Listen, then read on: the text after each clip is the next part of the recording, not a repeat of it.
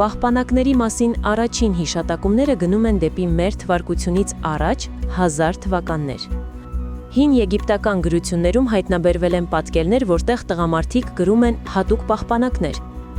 Հավանաբար ոչ միայն սեռական հարաբերությունների, այլև ծիսական նպատակներով, կամ որպես կարգավիճակի խորհրդանիշ։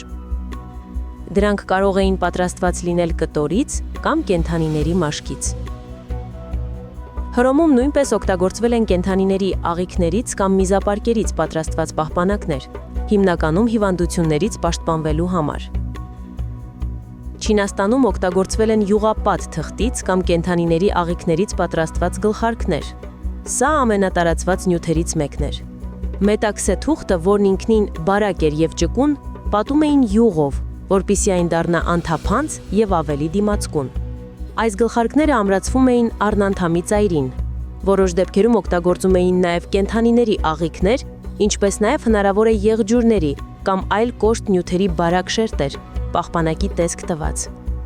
Պահպանակը, որն այսօր հակաբեղմնավորման և սեռական ճանապարհով փոխանցվող հիվանդություններից պաշտպանվելու ամենատարածված միջոցներից է, մինչ մեզ հասնելը երկար ճանապարհ է անցել։